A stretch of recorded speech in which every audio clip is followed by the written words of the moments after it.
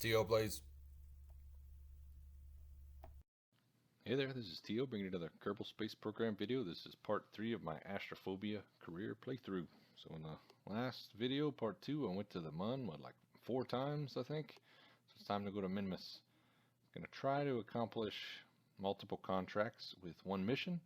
So typically the first contract you get is a flyby, then you're going to get an orbit contract, and then a landing or a plant the flag type contract. So I'm going to send at least 2 probe cores that can return to Kerbin and hopefully get credit for some contracts while the whole mission's still around Minmus.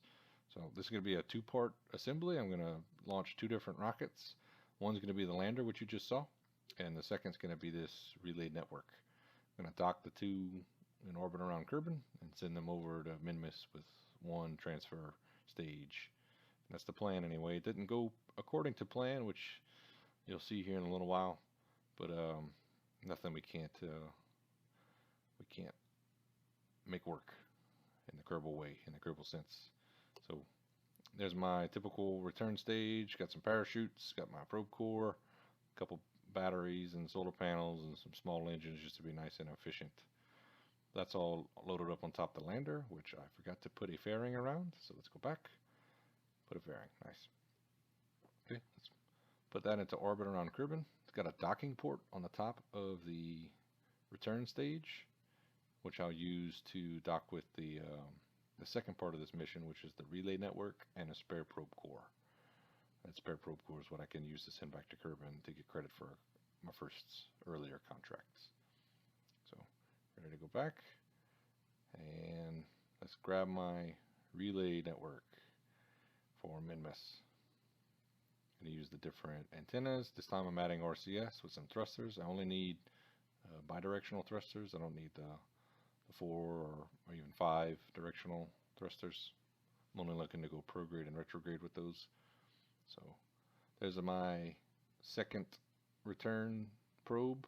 So this one's probably going to go back to Kerbin first with whatever science I can get around high space around Minmus. And the second probe, the one that's actually on the lander, would be for a later contract, hopefully, for more additional funds. Because it's hard to come by credits when you're playing career mode like this.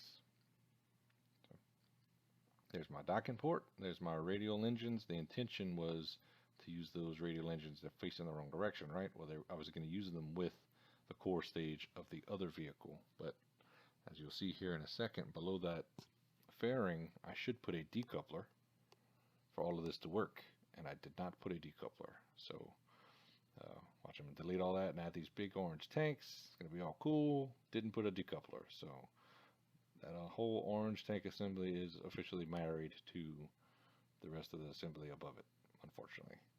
But like I said, I'm going to make it work in true Kerbal fashion, so let's see if we can get this into space. See if we can get this whole assembly docked with the previous rocket. So this whole playthrough was pretty fun. Very unique challenge, not being able to use Kerbinauts. And I also like playing through, every time you play, you have a slightly different style, slightly different approach to things, to the same types of problems. Even just something like using this different color scheme. I don't usually use the orange and black, but in this case it looked kind of cool. And all my parts had an orange and black variant that all kind of matched. So see me setting up my rendezvous. Just taking a few orbits. Can't forget to put solar panels and batteries on all of your components that you plan to rendezvous so that they don't run out of charge before you actually join them together. If I was planning better, I could have just waited until the vehicle in orbit was just to the west of the Kerbal Space Center. There's a peninsula that it flies over that usually when you launch at that window, they're going to rendezvous with 1 pass, or maybe not even a full pass. So there you see I'm renaming the mission. I'm making sure I got all the contracts I need, and let's try getting to Minmus with that orange fuel tank assembly mostly empty. That's my maneuver node, and nope, that's not going to work. So I revert the save to where the assembly's back in orbit around Kerbin. And let's build a fuel mission. So that's my Kerbal solution. Just gonna send a bunch of fuel. So that's the payload, and you can disable the payload. You can disable the fuel in those tanks so that they're not consumed, and it's basically treated as dry mass or wet mass, just dumb mass, I should say. And also, when you have any fuel above a decoupler, typically it's not going to cross feed anyway. But just to be safe, you can disable the oxidizer and liquid fuel. So that's my fuel stage. I'm just going to send this up to my whole assembly, and that's not a very efficient ascent, but let me try. I could do a little better than that. Ditching my asparagus boosters. The point here is to try to get horizontal as early as you can, and I realize I can use some of the fuel in my payload because I did overcompensate. My orange fuel tank assembly above Kerbin right now, it's not empty, so I don't need this whole thing completely full. So I got my tank into orbit. It doesn't have a whole lot of thrust to weight with those little RCS thrusters. I expected to get it closer before I needed the thrusters, but I didn't get it close enough, so I'm going to use the Minmus mission to rendezvous with the fuel tank, which is counterintuitive.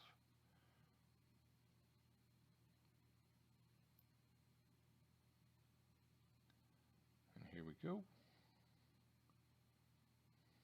Somebody order some liquid fuel, an oxidizer, nice.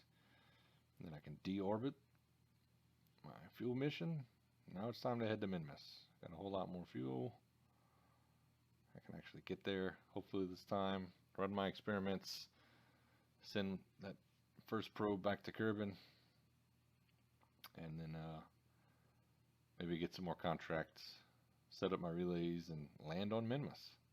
I don't plan to do too many Minmus missions. I want to try to get to Duna and some of the outer planets. I didn't get there quite yet in my other playthrough. Depends on which order I release these videos. But I promise I don't stay around Minmus and the Mun all the time. I can, in fact, go to the other planets and other moons. So you see, ditching the little relay satellites, and put myself in a nice circular orbit. And I set up my relays so that I can maintain control. There's my return, so hopefully I can get some Minmus orbital science and some new contracts. I get rid of some debris, and there we got my Minmus relay. Just a nice circular orbit. I don't like the elliptical orbits if I can avoid them.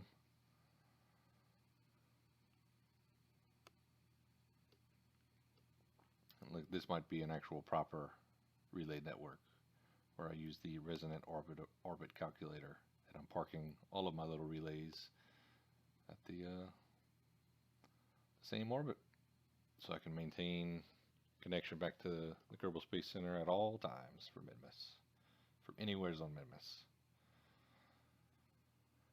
That way I won't have any issues landing. That's the goal. So I'm going to try to hop around to multiple biomes with my lander when it comes time. I'm not going to be able to run all the experiments multiple times. I'm only going to be able to run the temperature and pressure experiments. Science Junior and the Mystery Goo. Those are one use. Get a few more contracts. Now you see those beautiful relay lines. And now it's time to use my lander, which I'm sending to Minmus. It's an individual mission, apparently.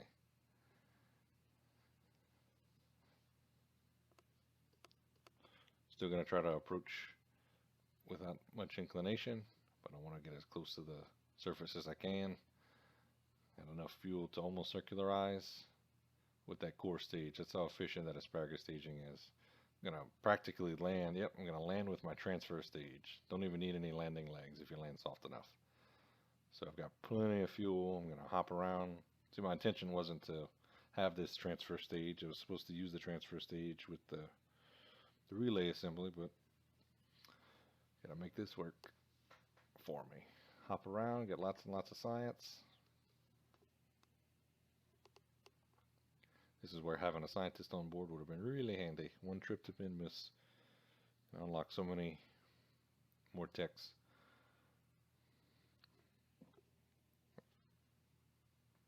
Once I get that mobile processing lab, I will be able to have some reusability, and that's the goal anyway. So I got a minute left in the video, coming roughly to the end of the mission. Landed on more biomes. If you want to be really, really thorough, you can download maps of all the celestial bodies and tables, and you can keep track of the ones you've landed on, the ones you've planted a flag on. You can also see all that in the tech tree. I believe there's a place where it tracks which biomes you've been to and what you've done on each of the biomes, which can be handy, but it doesn't give you like a checklist format. It's not as easy to use. So I'm going to leave the sphere of influence of Kerbin real quick because I've got plenty of fuel, and then I'm going to come back into the sphere of influence. So I got science experiments that I run in orbit of Kerbal, their sun, which is nice.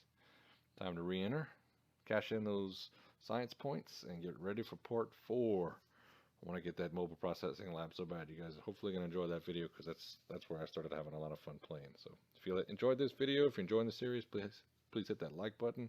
Subscribe if you haven't already. Hope to see you again soon.